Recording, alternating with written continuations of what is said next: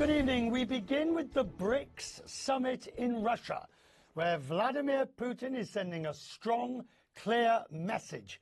You can't isolate Moscow. Putin's hosting a three-day event in the city of Kazan. There are 4 new members of the BRICS this year, and that includes Iran. Putin's and China's President Xi see the BRICS as a massive counterweight to the West, and they believe most of the world's countries are behind that effort. Alexander Vindman is the former Director of European Affairs for the US National Security Council. Join me now. Sir, grateful, as always. When I see those pictures of Modi and others, South Africa, hugging President Putin, this is in direct contradiction, of course, to what the West wants to see. No, that's very true. Thanks for having me on, Richard. This project, this Brazil, Russia, India, China, South Africa Plus project is really a pet project of Vladimir Putin. And he's received the buy-in of other key authoritarian states like China that see some common cause in challenging the US-led, the Western-led international order, the democracy-led international order. And he's been trying to chip away at this world order program for years. And now 2.5 years, more than 2.5 years into this war, he's had probably his biggest kind of,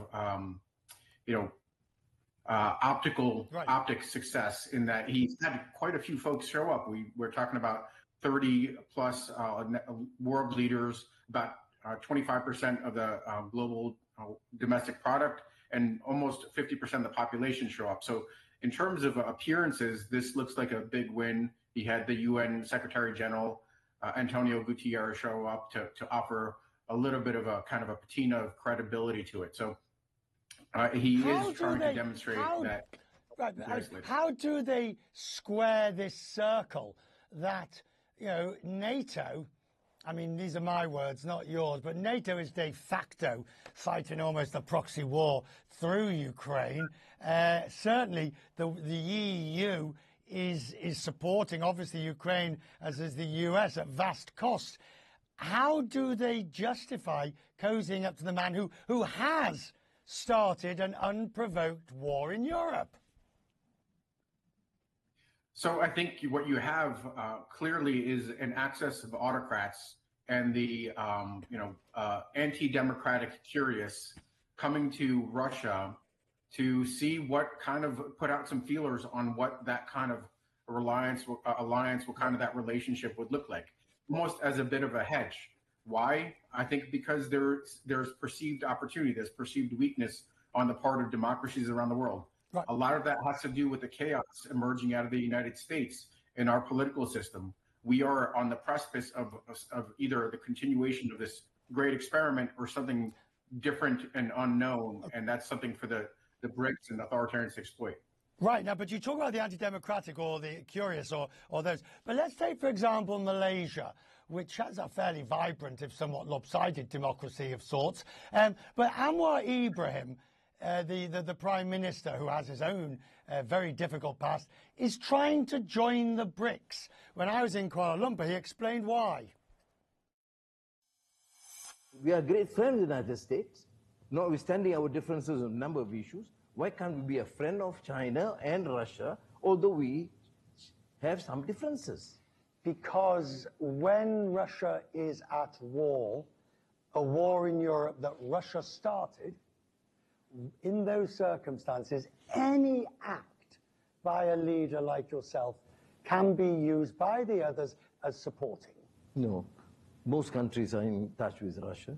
Most of the countries in the Middle East, China, Africa, and you can see in the BRICS, Brazil, South Africa. I mean, that's the position taken by the international community. Are we justified, the countries that are in this Western coalition, of saying to people like Prime Minister Ibrahim or the South African President Ramaphosa or others, those who are not with us are against us. And if you choose to continue this relationship with Putin, there will be consequences in our own trade relations. Yeah, I don't think we could be so severe in the way we interact with our sometimes friends, partners. But we should be clear about the fact that they are offering credibility to a aggressor Russia, a Russia that's pursuing a project of empire building, which frankly a lot of these countries have a history with, and that they're offering credibility to Russia and Putin. And we should be clear about the fact that that is a significant divergence from the kinds of values that the West represents, that Indonesia aspires to embrace, and that this is not advancing their agenda. It is, of course, purely transactional. Right. They're looking for arms relationships with whether it's China or Russia. They see some utility in the national security, the transactional national security that they could achieve in engaging with BRICS. But it's a mistake.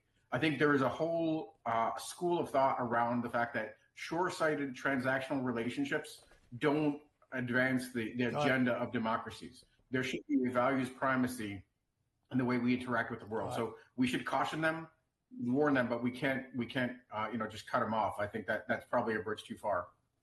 I'm grateful to you, sir. Thank you.